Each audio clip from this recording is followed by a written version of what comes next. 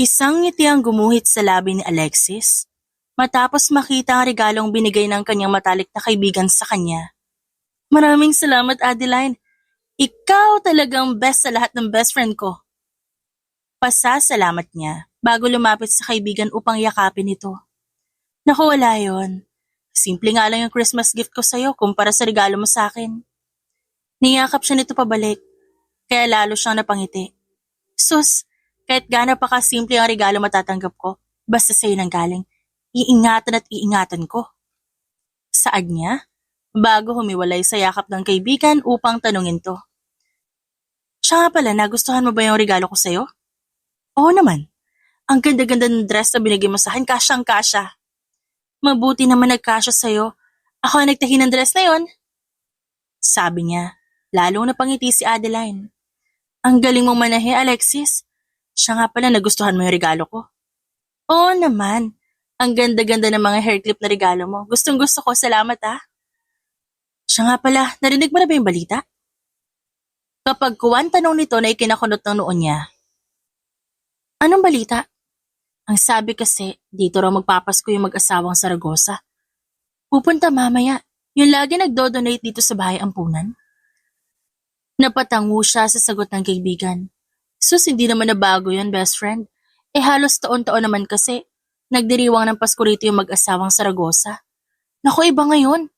Iba? Paano naging iba? Kasi, kasama raw nila magdiriwang ng Pasko dito yung anak nila. Excited na nga ako Balita ko, gwapo raw ang mga anak nila. Naku, wag kang basta maniwala sa mga naririnig mo. Mamaya hindi naman pala talaga kasama yung mga anak nila tas umasa ka dyan. Baka madismaya ka lang. Sus, wag kang negative dyan. At isa pa malakas ang kutob ko na kasama nga nila yung mga anak nila. Excited na talaga ako. Sabik na saad nito, kaya napailing-iling siya. Sa kabilang banda, inis na sinabi ni Charles sa liig niya ang headphone na suot bago masamang tinignan ng kanyang bunsong kapatid na pumasok sa kanyang silid. Kuya, fix yourself. Nakaayos na nga sila mamit daddy, ikaw na lang hindi. Saad nito. Merry Christmas, Chase. Sarkastikong bati niya sa kapatid na tinignan lang siya ng masama. Merry Christmas mo mukha mo, bumangon ka na kuya. Sige ka, hindi ka namin isasama sa orphanage. Pananakot ito kaya napangisi siya. Go on, little bro. Ingat kayo nila mama't dad. Kuya, ang sabi ni mami, bumaba ka na raw. Ito yung unang beses na magpapasko tayo kasama yung taga-orphanage. Umayos ka nga. Hinila nito ang braso niya at pilit siyang pinapatayo sa kama. Natawa siya sa ginagawa ng kapatid at nagpasyang asarin pa ito lalo. Sige na, Chase. Alis na kayo. Baluto mo na lang ako ng pagkain. Nang aasar na sabi niya sa kapatid, kaya sinamaan siya nito ng tingin. Bago maya-maya ngumisi. Okay, madali lang naman ako kausap. Basta sasabihin ko kay mom na nagagalit ka at ayaw mo sumama para grounded ka. Matapos nun, mabilis tong lumabas ng kwarto. Kaya mahina siyang napamura. Jace! Sinundan niya ang kapatid at di nag-abalang nagpalit ng damit. Maayos naman ang suot niya. Tinawag niya pa ito. Inaasar siya nito at tumatawa habang pababa ng hagdan. What the hell? Loko talaga to. Mom, Dad, Kuya's already here. Such a brat. Ani rito. Ikaw ang brat, Kuya. Sabi ka na nga dyan. Unlike you, excited na akong pumunta sa orphanage. Charles, anak, sumakay ka na. Anang daddy nila kaya tumango siya. Tuluyang sumakay ng sasakyan. Mabuti at pumayag kayong sumama mga anak. Masaya sa orphanage. Mababait ang mga bata doon. Nakangiting sabi ng daddy nila habang nagmamaneho. Sakit sa tenga ng boses si Chase dad Mabibingi ako kung di ako sasama. Dahil doon, napahalaka ang mga magulang nila. Inis naman siyang binalingan ng kapatid niya. You're a liar, kuya. Takot ka lang mag-ground Takot ka lang mag-ground Panggagaya niya sa kapatid bago niyakap to. Stop it, kuya. Nakakainis ka. Charles, Chase, huwag na kayo magtalo dyan. Pero habang nasa gitna ng biyahe, pasimple pa rin sila nag-aasaran ng kapatid niya. Mas bata ito sa kanya ng 3 taon, kaya hilig niya talaga itong asarin. Ngunit minsan natatalo siya lalo na't mahusay din itong mang-asar. Halos kalahating oras din ang biyahe nila bago sila tuluyan nakarating sa orphanage, kung saan laging nagdo-donate ang kanilang mga magulang. Halina kayo, naghihintay na sila sa loob. Nakangiting sabi ng kanilang ina. Bago sila tuluyang pumasok sa loob. Charlotte, Cadmus, mabuti't nakarating kayo. Salubong agad ng madre sa kanilang magulang. Sister Ana, kamusta po? Parinig niyang tanong ng daddy nila habang siya naman nililibot ang tingin sa orphanage. Malinis yon at mula sa kinatatayuan kita ang mga bata at mga teenagers na masanay kipag-usap sa isa't isa. Kuya, tignan mo. She's so pretty. Bulong ng kapatid niya na nasa tabi niya. Kunot ang noong binalingan niya ito. Sino? Yun o, yung nagdidilig ng mga halaman. Ang ganda niya. Sabay turo ng kapatid niya sa isang babae. Mahaba ang buhok nito, morena, at dahil naka-sideview kitang-kita ang matangos itong ilong. Ang ganda nga. Bulong niya, bago siya muling napabaling sa kapatid niya, nang itulak siya nito. Uy, crush ka niya! Tukso nito sa kanya. Chase, yari ka talaga sa akin mamaya. Pananakot niya sa kapatid na tinawanan lang siya. By the way, Sister Ana, sila ang mga anak namin. This is Charles and Chase. Pagpapakilala ng daddy nila. Naku, ang gagwapo ng mga anak ninyo. Salamat po, sister. Sabay na pasasalamat nila ng kapatid niya. At magalang pa. Nakagwapo na tas maganda pa ang asal. Puri pa ng madre, kasabay ng palihim na pagsiko at bulong sa kanya ni Chase. Sus, salbahe ka nga eh. Ikaw din naman. Bulong nila sa isa't isa. O siya, halina kayo, ipapakilala ko kayo sa kanila. Samantala, abala sa pagdidilig ng halaman si Alexis, nang tawagin siya ng kanyang kaibigan. Alexis, tara! O bakit? Saan tayo papunta? Sa sala. Pinapatawag lahat ni Sister Ana.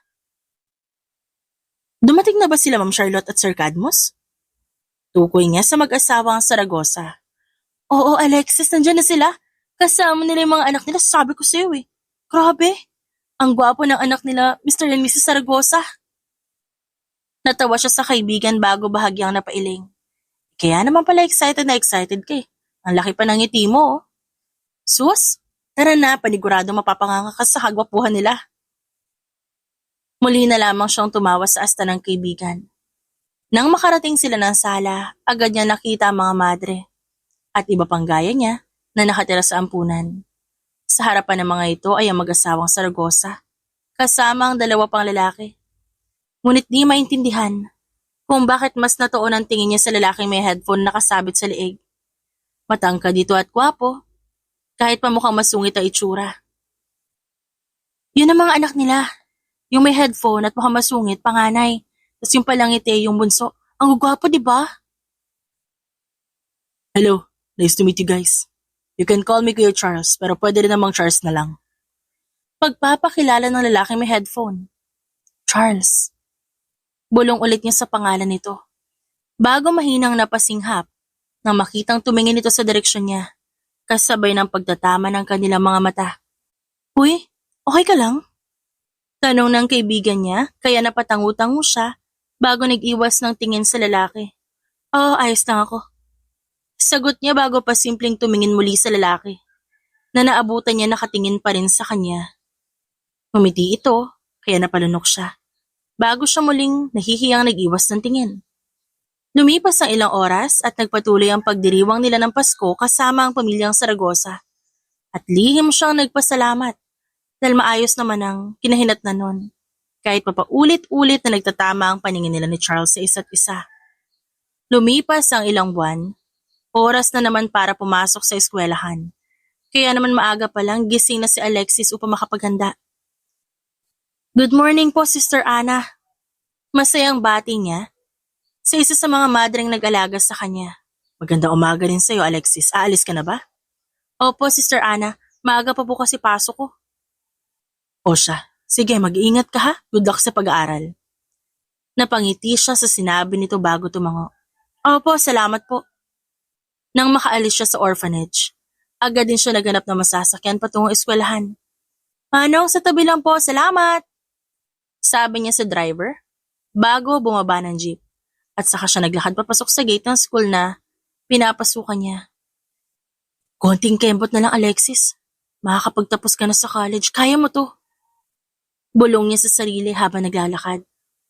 Nasa kalagitnaan siya ng paglalakad nang dumaan ng isang humaharurot na kotse, kasabay ng malalakas na busina at pagkatumba niya. Talaga nga naman. Inis na bulong niya sa sarili. Bago binalingan ng kotse, nakahihinto pa lang. Tumayo siya at nagpunta sa tapat ng kotse bago kinatok ang bintana ng driver's seat. Pinagpaga niya ang damit habang hinihintay na bumaba ang driver nito. At ilang sandali pa tuluyang bumukas ang pinto kasabay ng paglabas ng isang lalaki. Hindi niya agad nakita ang mukha nito. Abala siya sa pagpapagpag ng kanyang suot. Pero nagsalita na siya agad dahil sa inis. Sir, mawalang galang na ho. Pero sana naman mag-ingat kayo. Muntik na po kayo makadisgrasya. I'm sorry. Napatigil siya nang marinig ang boses nito. Pamilyar ang boses na yon sa kanya. Kaya agad siyang nag-angat ng tingin. Alexis? Gulat ang rumihistro sa mukha ni Charles nang makita siya. At alam niyang ganun din ang reaksyon niya. Hindi lang dahil ito ang driver ng sasakyang muntik na makabangga sa kanya. Kundi dahil nagtataka rin siya kung paano nito nalaman ang pangalan niya. Charles. Sambit niya sa pangalan nito. Ilang segundo rin sila nagkatitigan ni Charles bago siya muling napasulyap sa kotseng binabaan nito na naging dahilan upang bumalik ang inis na nararamdaman niya. Umirap siya dito bago tatalikuran na sana ang lalaki nang hawakan nito ang braso niya. Hey, I'm sorry. Tinanggal niya ang pagkakahawak nito sa kanya bago nagsalita. Sana naman next time, ayusin mo yung pagdadrive. Muntik ka na makasagasan ng tao. Inis man, ngunit pinilit niya magsalita ng mahinahon. Dahil alam niya maraming tao. At isa pa, bilang respeto na rin sa mga magulang nito na tumutulong sa bahay ampunan. I'm really sorry, Alexis. Hindi ako magdadahilan dahil alam kong kasalanan ko. I'm sorry talaga. Mag-ingat ka na lang sa susunod. Excuse me. Sabi niya bago umalis sa harapan ni Charles upang magtungo na sa classroom niya.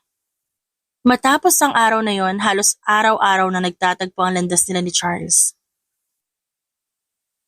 Katulad na lamang ngayon, abala siya sa pagbabasa sa library dahil vacant time niya nang may naglapag ng libro sa table kung saan siya nagbabasa. Hi. Bati nito sa kanya nang mag-angat siya ng tingin dito. Bakit? Pwede makiupo? Tanong nito, na lihim niyang ikinairap. Sa nagdaang mga araw, bigla-bigla na lang itong sumusulpot sa harap niya at umiiwas naman siya rito. Dahil kung hindi, mangungulit at mang-aasar na naman si Charles. Aalis na naman ako. Ikaw na dito. Sagot niya bago isara ang librong binabasa. Saka tumayo upang umalis na nang hawakan ni Charles ang balikat niya at muli siyang pinaupo. Charles! Saway niya sa lalaki sa mahinang paraan. Tumawa rin to ng mahina. Ang amo na mukha mo kaya minsan hindi ako naniniwalang naiinis ka eh. Saad nito kaya napairap siya. You know what? Hanggang ngayon iniisip ko pa rin kung paano mo nalaman ang pangalan ko. Hindi naman kami pinakilala isa-isa na nagpunta kayo ng orphanage. Sa halip ay sabi niya, napangiti ang lalaki. Tinanong ko si Sister Anna kung anong pangalan mo. Nakangiting sabi nito kaya napabuntong hininga siya. Anyway, ano bang kailangan mo? Kung magsasorry ka dahil muntik mo na ako mabangga 2 weeks ago, pas okay na. Sungit mo naman, Alexis. Di ba pwedeng gusto ko lang makipagkaibigan? Tanong nito. Napailing na lang siya bago muling buksan ang libro at saka nagbasa. Ano bang binabasa mo? Tanong nito bago tumabi sa kanya at nakibasa rin sa binabasa niya. How to improve your fashion designing skill? Patanong nitong basa sa pamagat ng librong binabasa niya ngayon. Ramdam niyang nilingon siya ni Charles, ngunit tumango lamang siya. You want to be a fashion designer? Oh, wow, ngayon lang ako naka-encounter ng taong gusto maging fashion designer. Ha? Bakit naman? Lahat kasi ng mga na-encounter ko gusto maging doktor, engineer, or whatever. Pero ikaw, nakakamangha kasi gusto mo maging designer. Kung ganun pala, ibig sabihin magaling ka mag-drawing. Siguro maganda drawing mo. Nakangiting sabi nito. Tipid siyang napangiti dahil doon. Sus, hindi mo pa nga nakikita, sasabihin mo na maganda agad. May pagka-bolero ka din, no? Hindi ako bolero. Sigurado ako maganda ang drawing mo. Ikaw pa.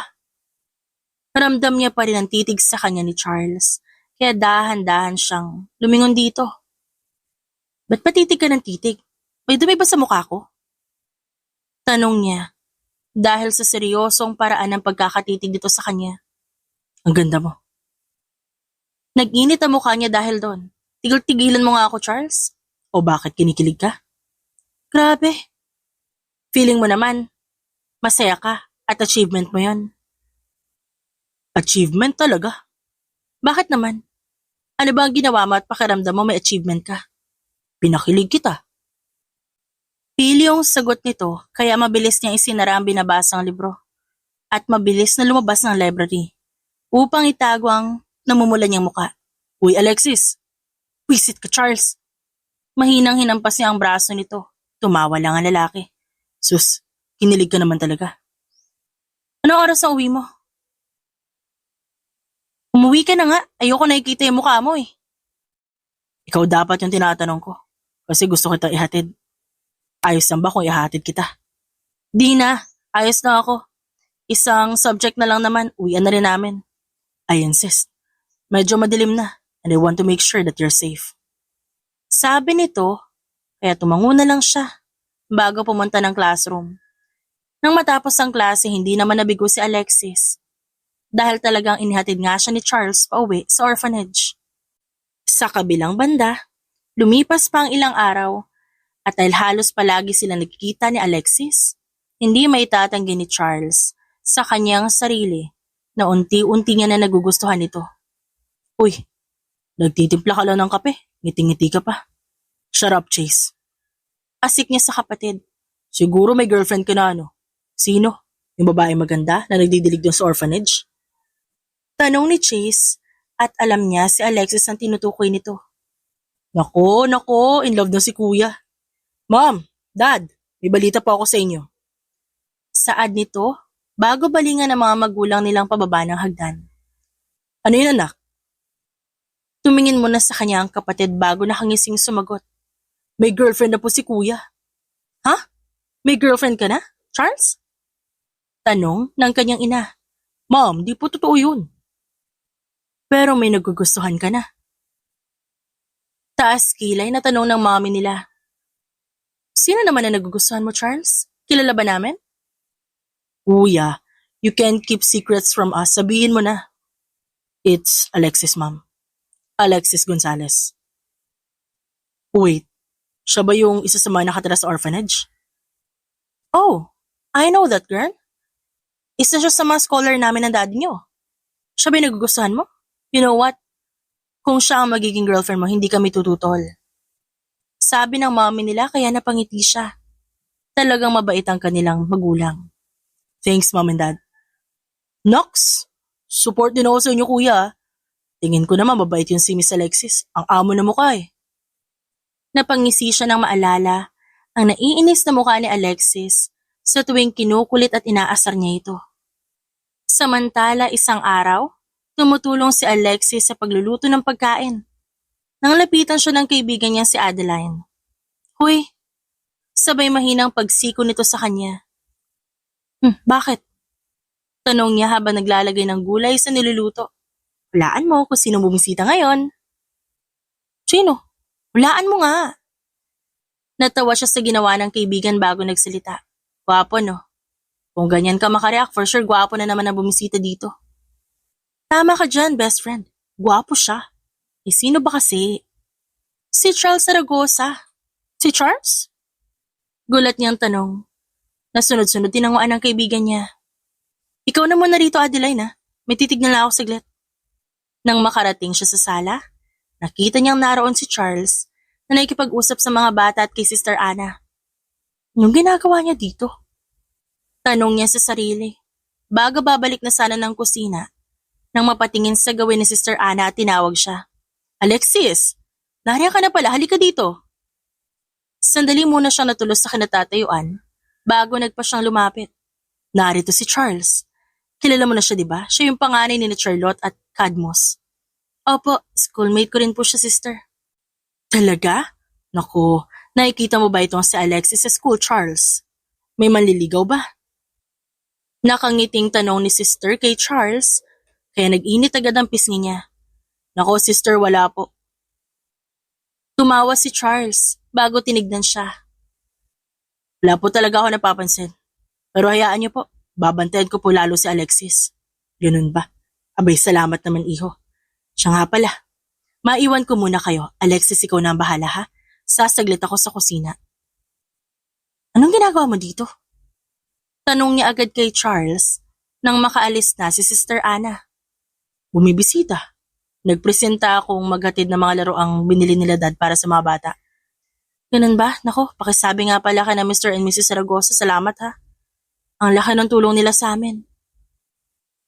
Tumango naman ang lalaki sa sinabi niya. By the way, kumusta? Sus, nagkita lang tayo sa school kahapon, Charles. Kumusta ka naman? Tumawa ito. Bawal ba kumustahin ang babae na pakilig ko? Bilyong tanong nito kaya pabiro niya itong inirapan bago niya inayos ang buhok. Matapos binalingan niya si Charles na naabutan niyang manghang nakatingin sa kanya. Hinawakan niya ang baba nito dahil bahagyang nakaawang ang labi nito. Bibig mo, baka pasukan ng langaw.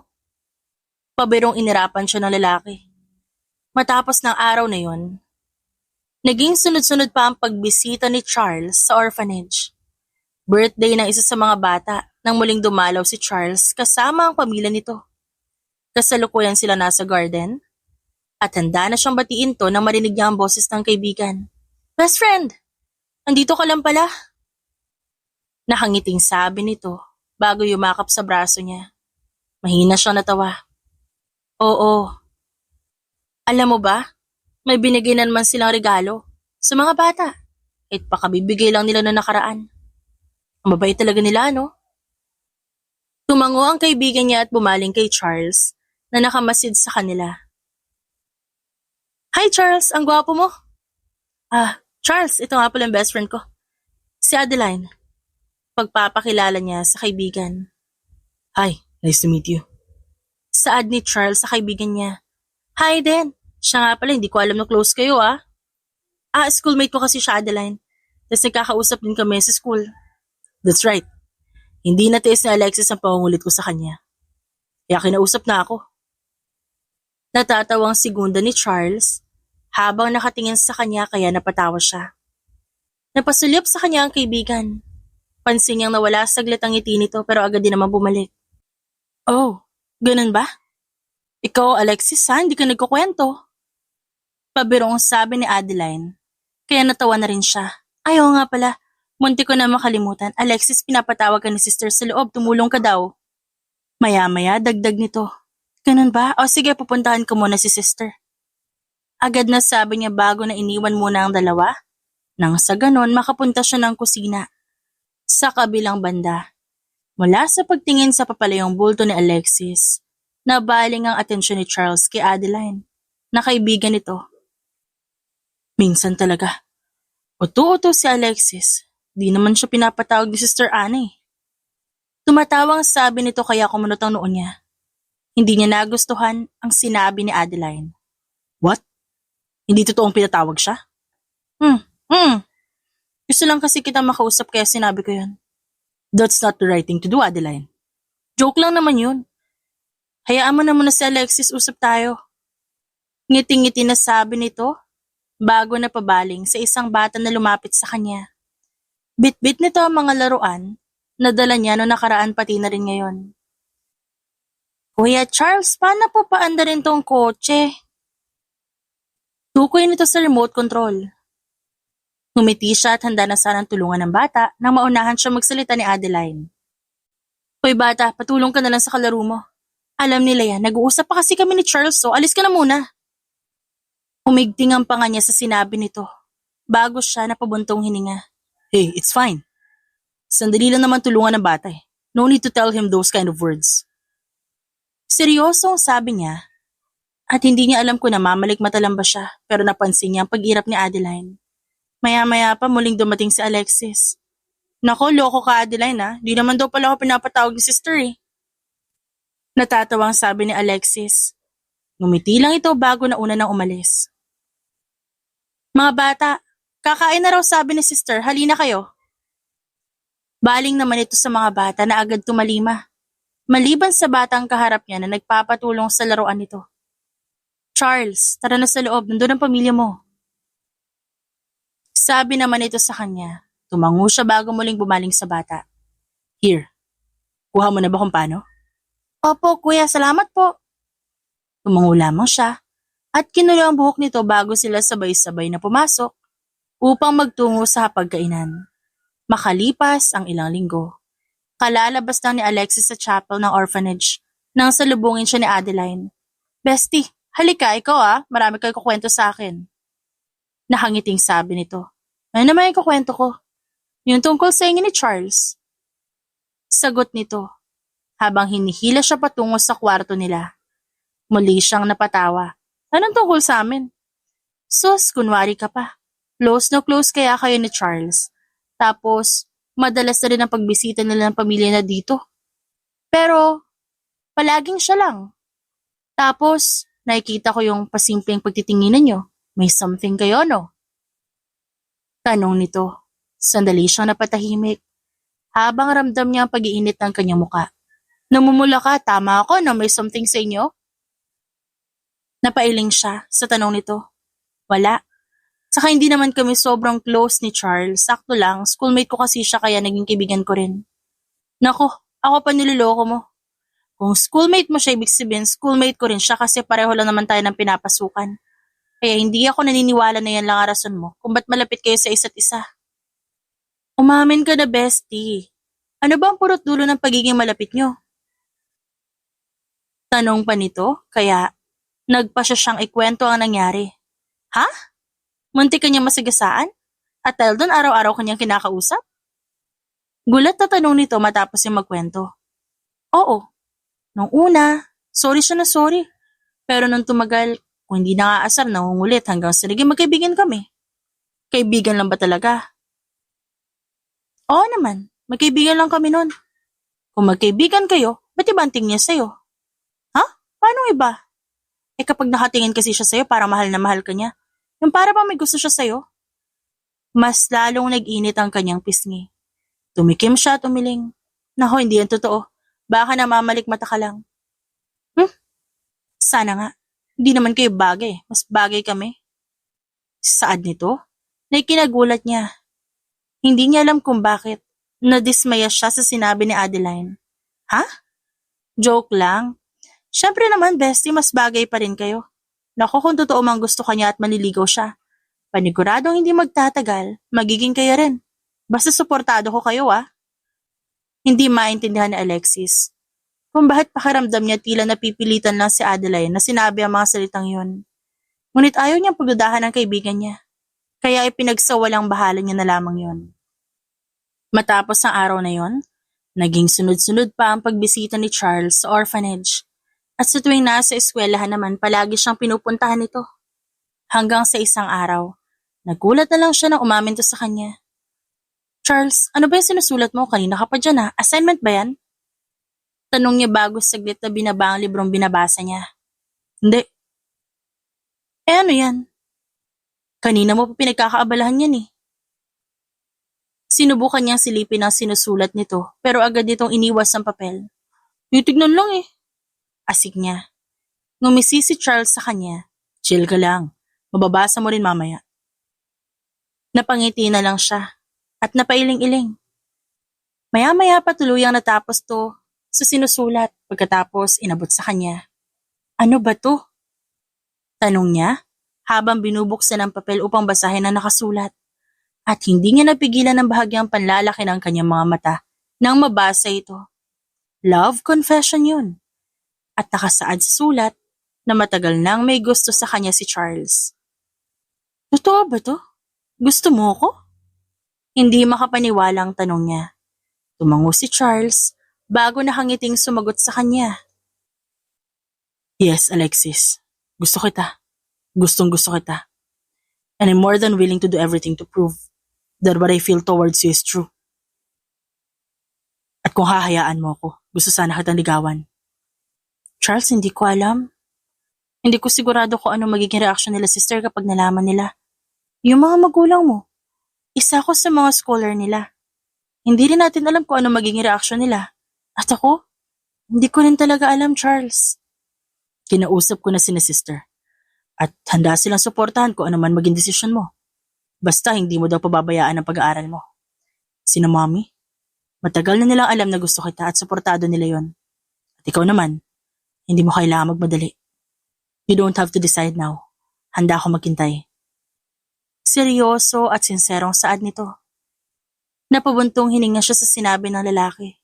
Matapos, ilang minuto pa sila nag-usap tungkol sa nararamdaman nito sa kanya bago sila nagpasyang umuwi.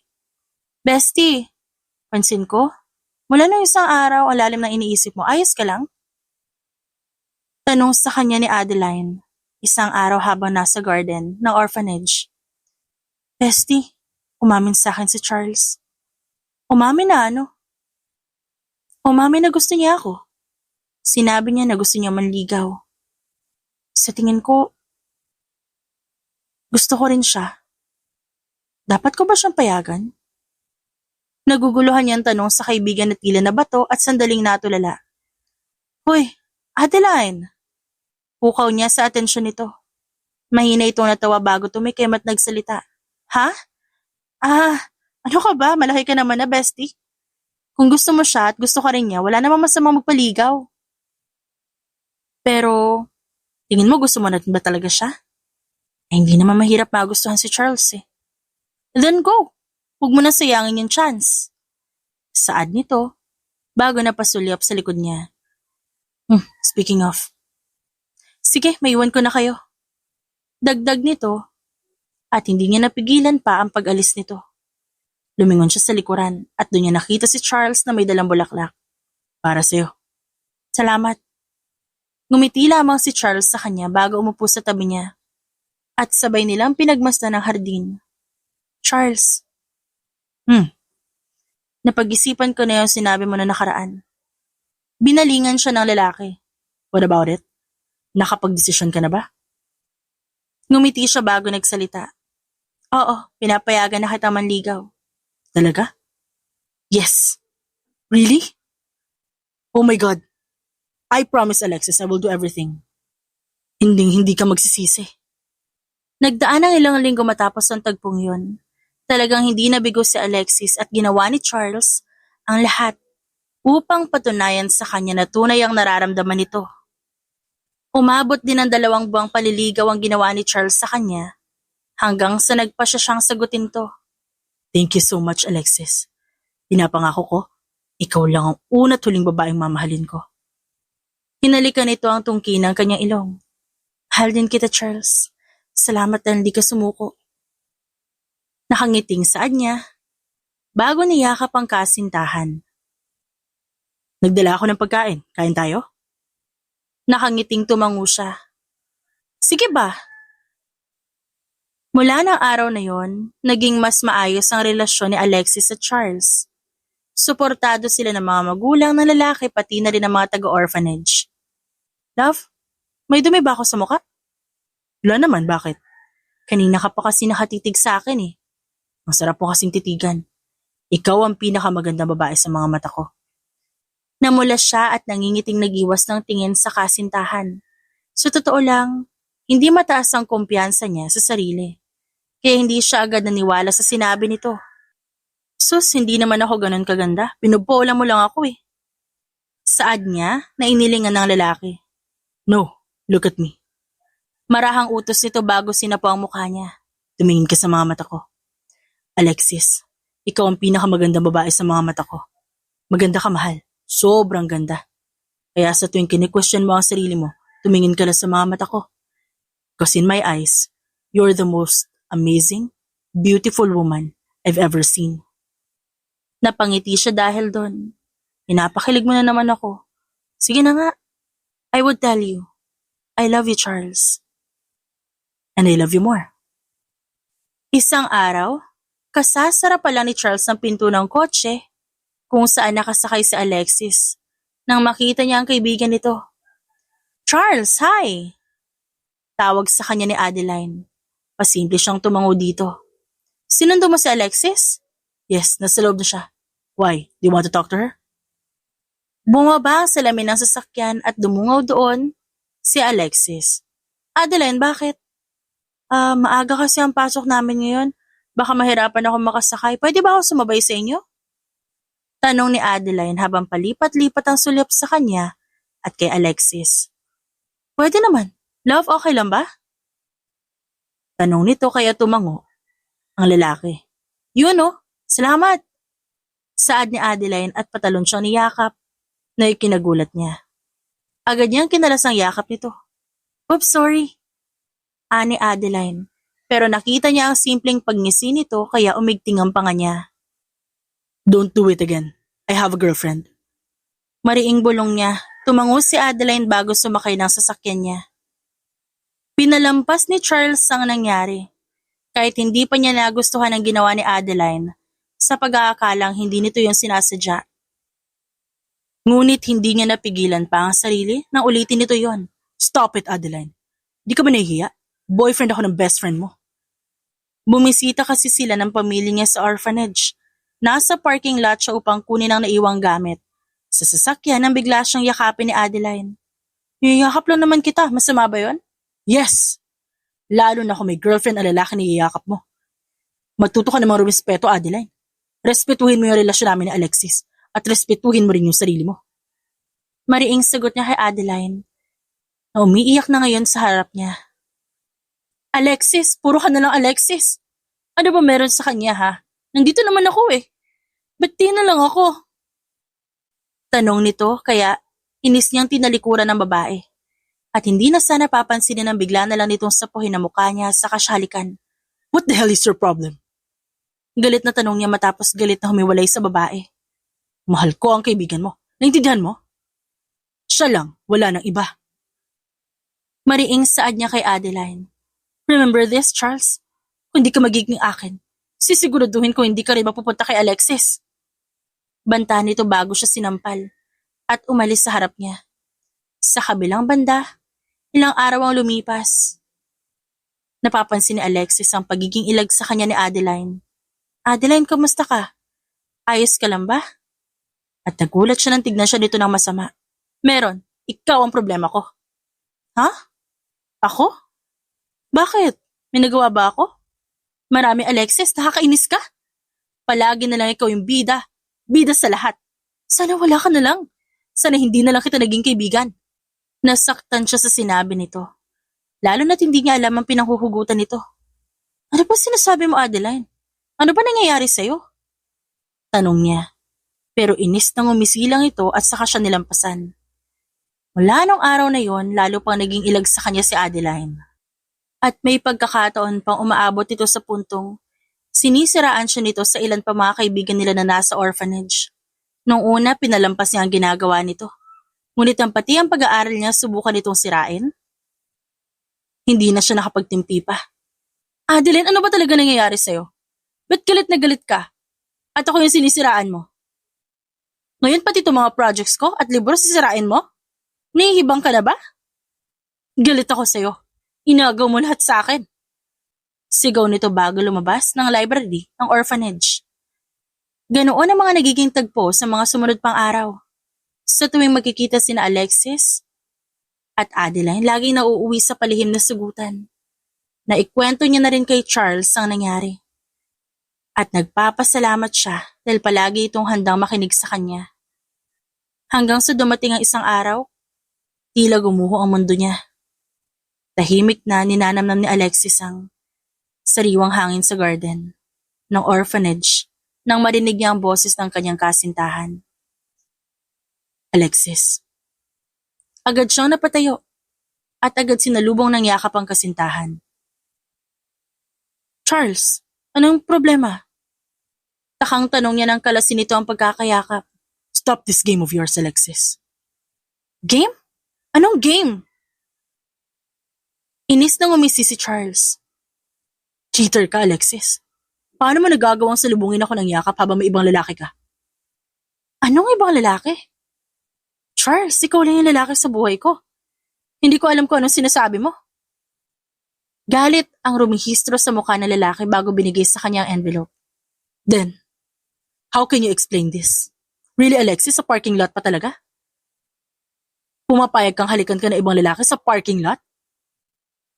Galit na tanong nito at di niya napigilan ng sarili na sampalin ng lalaki. Paano mo nakakayang sabihin niya sa akin, Charles, ha? Girlfriend mo ko! Nangingilid na ang luha sa kanyang mga mata, ngunit umiling lang si Charles. Let's stop this, Alexis. Let's break up. Sinubukan niya pang habulin ng lalaki. Ngunit buo ang desisyon nito makipaghiwalay sa kanya, kaya wala na siya nagawa pa. Pilit niyang pinupunasan ng luhang kumakawala sa mga mata bago na palingon sa likod nang marinig niya ang boses ni Adeline. Masakit bang hiwalay ng lalaking mahal mo, Alexis? Ikaw naman kasi. Bakit ka naman nakikipaghalikan sa iba? Doon, parang kumulo ang dugo niya. Bawiin mo yung sinabi mo. Hindi totoo yung mga pictures na yon. Tumawa ito at nanunuyang tumingin sa kanya. Oo nga pala, edited nga pala yon. Galing, no? Hindi sayang yung pagod ko. Dahil naghiwalay din naman kayo. Ano sabi mo? May kinalaman ko sa paghihiwalay namin? Tumango si Adeline sa tanong niya. Well, yes. Ako ang nag-edit ng pictures na yon. Ginawa ko ang lahat para makita niya yon. At hindi nga ako nabigo. Successful ang plano ko. Naghiwalay kayo.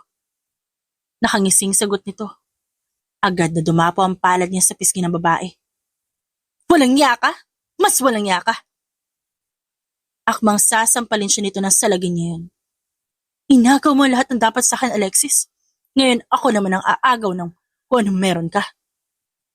Saad ito bago umalis sa harap niya. Siya naman, ilang minuto pang nanatili sa garden. Pinapakalma ang sarili bago nagpa siyang pumasok, kung saan nakasalubong niya si Sister Anna. Alexis, iha. Nakausap mo na ba ang kaibigan mo kanina? Naku, iha, pasensya na kung ngayon mo lang nalaman. Naaalis na si Adeline dito. Meron kasing nais umampun sa kanya. Po? Aalis na po dito si Adeline? Oo. Sa katunayan nga, kaalis lang niya. Galit siya kay Adeline dahil sa ginawa nito sa kanya. At lalo pa siya nagalit nang malaman niyang nakaalis na ito ng orphanage. Gaganti ako. Hindi ako papayag na hindi niya maramdaman ng sakit. Galit na bulong niya sa sarili. Bago naglakad papasok sa kwarto nila ni Adeline na ngayon kwarto niya na lang. Sa kabilang banda, ilang linggo matapos sila maghiwalay, ramdam pa rin ni Charles ang sakit. Isang gabi abala siyang umiinom ng alak. Habang nakatanaw sa veranda ng bahay nila nang lapitan siya ng kapatid niya. Kuya, bakit? Last week pa namin napapansin nila mami na mukhang may problema ka. Mind sharing with me? Wala na kami. Paano nangyari yun, kuya? The last time I checked. You two are so in love with each other. Bakit biglang ganito?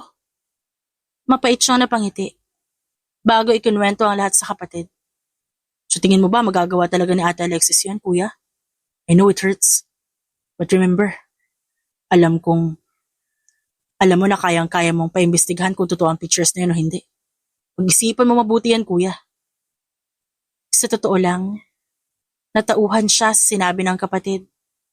Kaya naman kinabukasan nagpa siya siyang paimbestigahan ng pictures. Ngunit hindi natuloy yon nang isang balita ang natanggap nila. Pumanaw ang grandparents niya at kinailangan nilang umuwi ng ibang bansa. Kasabay nun, ang sunod-sunod na pagdating ng problema sa buhay nila na kinailangan niyang pagtuunan ng pansin. Samantala, lumipas ang 7 taon na gawa ni Alexis ang magtagumpay.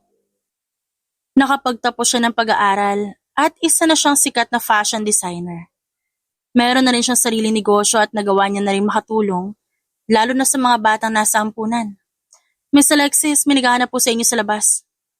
Imporma ng kanyang sekretarya isang araw habang abala siya sa pagguhit ng disenyo na iisip niya. Papasukin mo. Nakangiting sabi niya na agad sinunod ang sekretarya niya. Maya-maya pa pumasok sa loob ng opisina niya ang isang lalaki. Yun ang private investigator na inatasan niya mag-imbestiga kay Adeline. Anong balita sa pinapagawa ko sa'yo? Nakuha ko na yung impormasyong kakailanganin niyo. May-ari po siya ngayon ng butik. Malaki ang negosyo niya at sikat din. Tumaas ang kilay niya sa narinig. Sikat? How come I didn't know about her business if it's popular? Nanunuyang tanong niya bago napangisi. Opo ma'am, pero base sa nakalap ko, hindi maayos ang trato niya sa mga empleyado.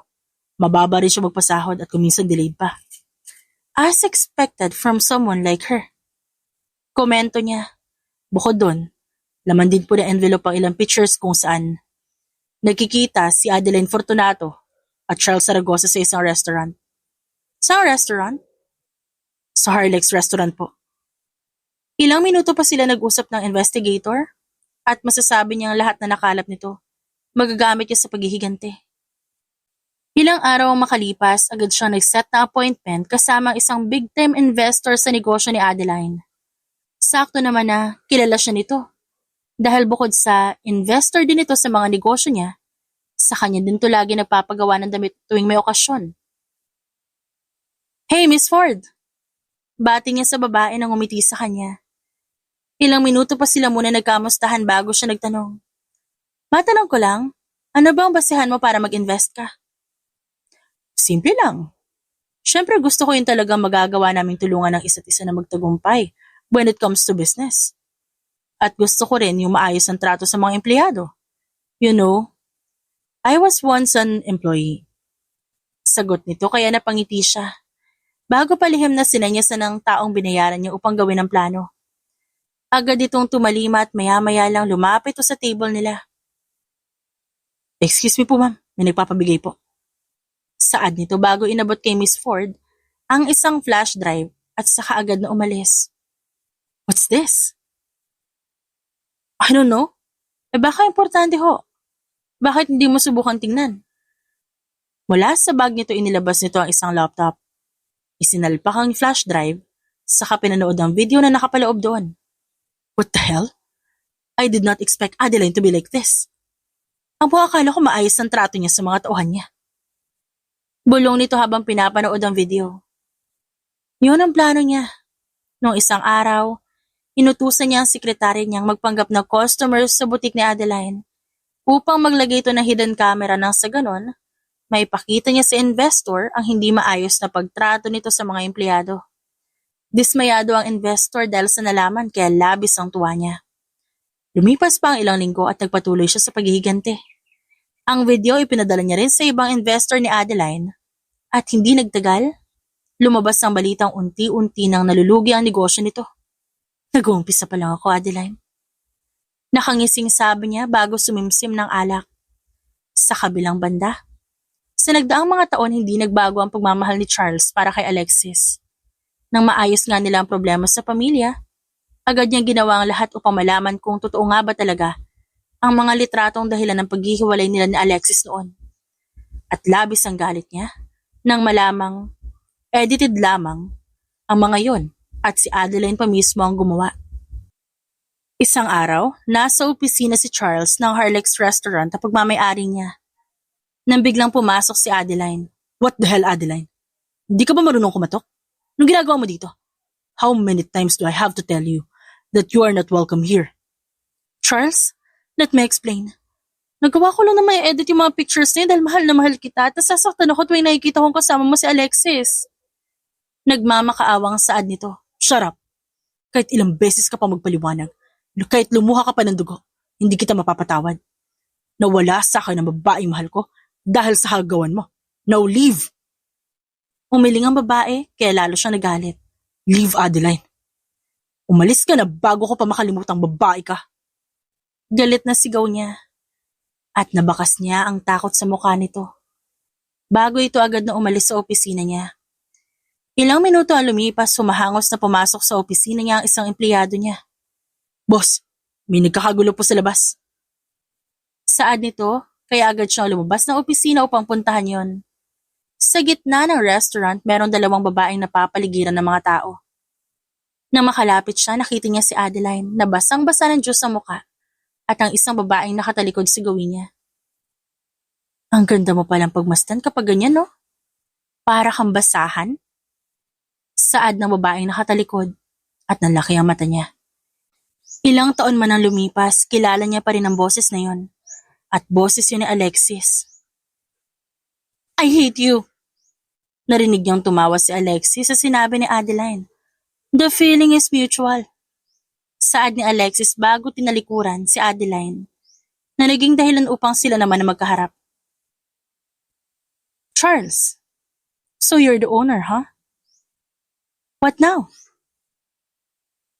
Agad niya namang hinawakan ang braso ng babae at dinala to sa opisina. Are you going to sue me for making a scene here? Tanong agad nito na makapasok sila. Alexis, I'm sorry. Sa halip, saad niya at lumuhod. Kaya napasinghap ang dalaga. Bang ginagawa mo? I'm sorry. Patawarin mo ako. Kung mas inuna ko ang galit sa halip na pakinggan ka. Alam ko na ang totoo. Patawarin mo ako sa lahat na nasabi ko, Alexis. I still love you. Until now, I still do. Alam ko na, kaya patawarin mo na ako. Stop it, Charles. Hindi pa ako handa. Malamig na saad niya, bago kinalas ang pagkakayakap ng lalaki sa kanya. At saka lumabas sa opisina, kaya nanlumo naman si Charles. Samantala, pigil na pigil ang emosyon ni Alexis habang naglalakad siya papunta sa parking lot ng Harlex Restaurant. Anong ginawa mo sa kotse ko? Mariing tanong niya kay Adeline nang makita niyang may hawak itong matulis na bagay habang nasa tapat ng sasakyan niya. Tuyo ang mukha nito pero basa pa rin ang damit dahil sa juice na sinabo niya sa mukha nito kanina. Ba't nagpakita ka? Alam mo kahit kailan salot ka sa buhay ko eh.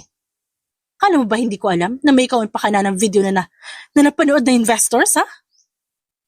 Nagkakandahingal ito sa labis na galit. Wow! Congratulations, ha? Ang talino mo, nagawa mong nalaman na akong dahilan nun. Nang aasar na sabi niya, hayop ka! Ano ba gusto mo, ha? Pera? May dinukot itong wallet sa bulsa at kumuha ng lilibuhin bago ibinato sa kanya. Ayan, maraming pera. Okay na ba yan para tantanan mo na ako?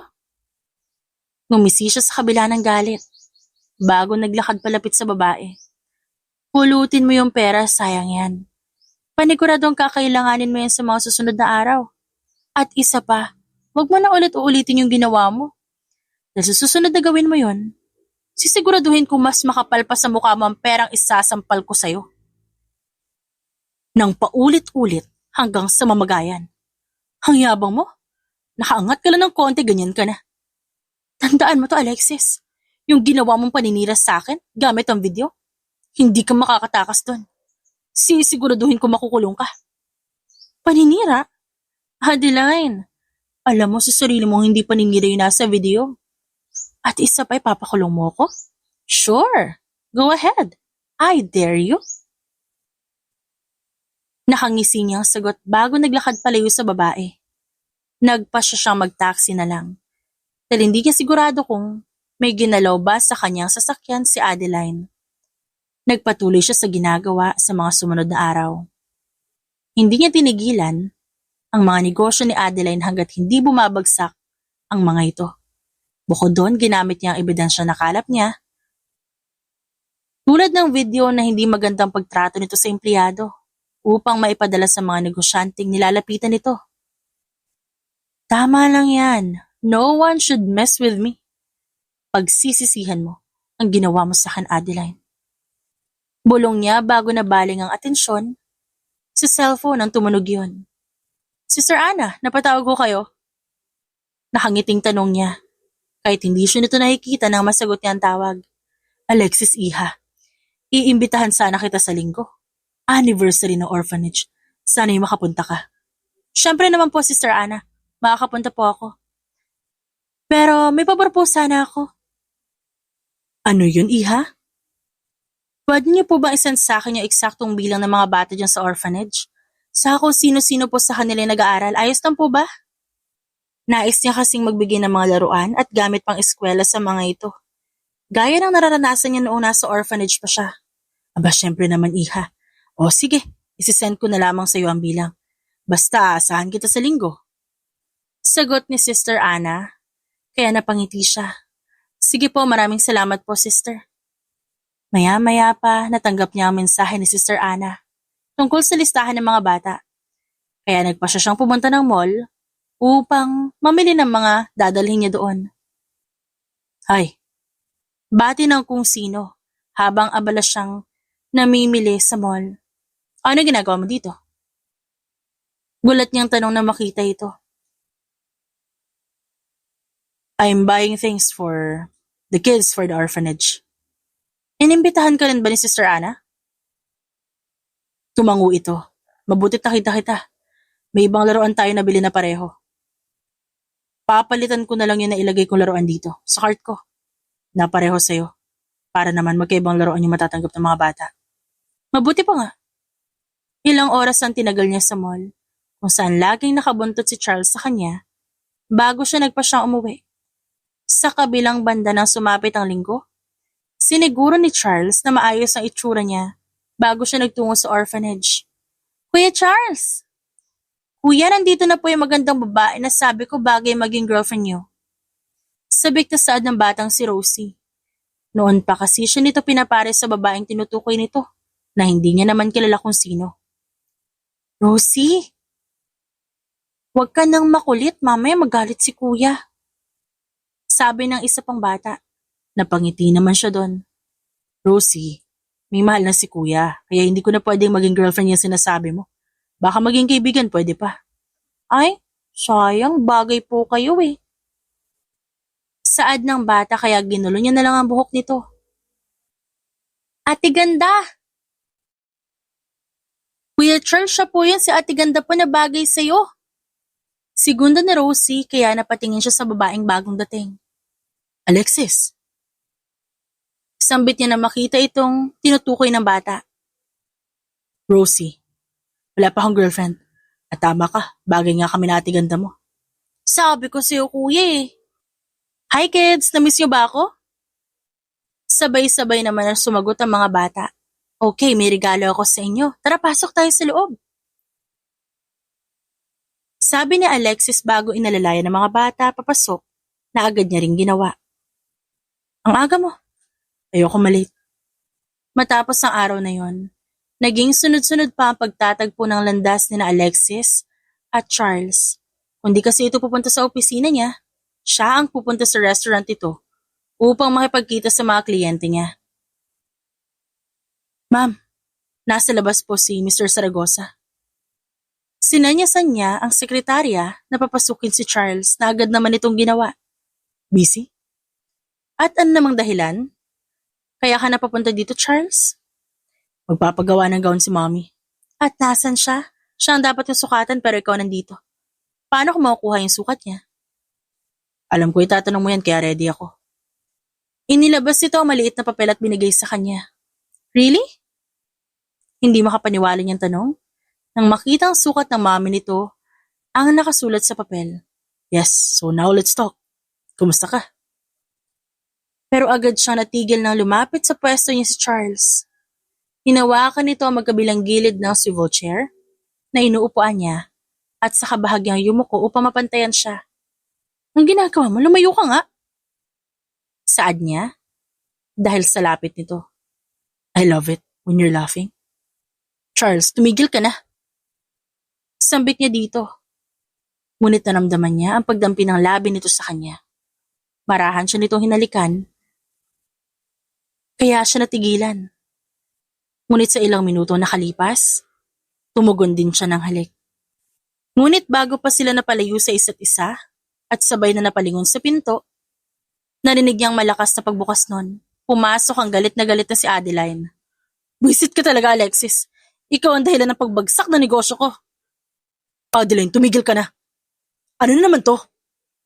Galit na tanong ni Charles sa babae. Marahan niyang hinawakan ang kamay ni Charles upang pakalmahin ang lalaki. Bago tumayo siya mula sa pagkakaupo at lumapit kay Adeline. Ikaw ang dahilan kung ba't bumagsak ang sarili mong negosyo, Adeline. Yung ginawa ko, minulat ko lang ang mata ng mga investors mo para matauhan sila. Yung mga empleyado ko, sinampahan nila ako ng kaso. Ikaw ba ang tumulong sa kanila para kasuhan ako, ha? Nagtaka siya sa sinabi nito. Hindi yun kasama sa plano niya. Wala akong alam dyan. Hindi ko nakasalanan kung gano'n na ginawa nila. You deserve it anyway? Halatang hindi nagustuhan ni Adeline ang sagot niya kaya dinampot nito ang isang vase at akmang ibabato sa kanya na magsalita si Charles. It's me. Ako ang tumulong sa mga tauhan mo para maipakulong ka. Umiiyak na ngayon si Adeline at nagulat pa sa sinabi ni Charles. Bakit? Charles, bakit? Ngumisi si Charles. Instead of asking me, why don't you ask yourself, Adeline? Ilang taon kami naghiwalay ni Alexis dahil sa hagawan mo. Sa tingin mo ba palalampasin ko yun? Isa pa, kahit saang anggulo mo tignan, labag sa batas ang ginagawa mo sa mga empleyado mo.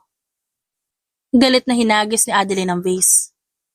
Nakahinga siya ng maluwag dahil hindi sila natamaan ni Charles.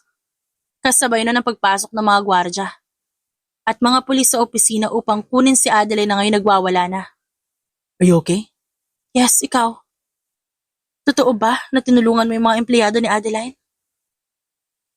Tumango si Charles sa kanya bago sumagot. Yes, they deserve justice. Love? Love? Yes, love. Napailing na lang siya at napangiti kalaunan. Ilang buwan matapos ang pangyayaring yun, tuluyang naipasara mga negosyo ni Adeline kasabay ng pagkakakulong nito. At niligawan din siya ni Charles hanggang sa naging magkasintahan silang muli. Isang araw habang kumakain sila ng restaurant na pagmamay-ari nito, nang umupo ito sa harap niya at sinapo ang mukha niya bago seryosong tinignan. Alexis, mahal na mahal kita. Mula noon hanggang ngayon, ikaw lang ang babaeng mahal ko. Alam ko na saglit na panahon pa lang mula na magkabalikan tayo. Pero gustong gusto ko nang itanong to. Alexis, my love, the woman of my life, are you willing to marry me? At hindi naman nagdalawang isip si Alexis na sumagot. Maraming taon na nasayang. Maraming taon nagkahiwalay sila pero ngayon hinding-hindi nga nabibitawan si Charles. Yes, pakakasalan kita, Charles. Rinig niya ang palakpakan ng mga customers sa restaurant. I love you, Alexis. Marahan siyang hinalikan ni Charles matapos na agad niyang tinugon. Makalipas ang halos 1 taon, tuluyang naganap ang araw na hinihintay nila. Hindi man naging madali ang proseso at paghahanda para sa kasal, masaya sila dahil napagtagumpayan nila ito. Congratulations, Mr. and Mrs. Zaragoza. Isa-isang bati ng mga bisita. Love. Bulong ni Charles. Gusto mo umalis na tayo dito? Natatawa siya sa sinabi nito. At nakita niya ang mapaglarong kislap ng mga mata ni Charles. Matapos ang kasal, naging maayos ang pagsasama nila. May pagkakataon na nag-aaway sila pero nasusolusyonan naman nila yon. Hanggang sa biyayaan sila ng isang anak na naging dahilan kaya naging mas matatag ang pagsasama nila. Lumipas sa mga taon, napagtanto ni Alexis na hindi pala madali ang buhay may asawa. Pero masasabi niyang mas swerte siya dahil minahal niya ang lalaking handang gawin ang lahat para sa kanilang pamilya. Hindi madali, ngunit kampante si Alexis na ang lahat ng pagsubok na darating, makakayanan nilang harapin ng magkasama. The End.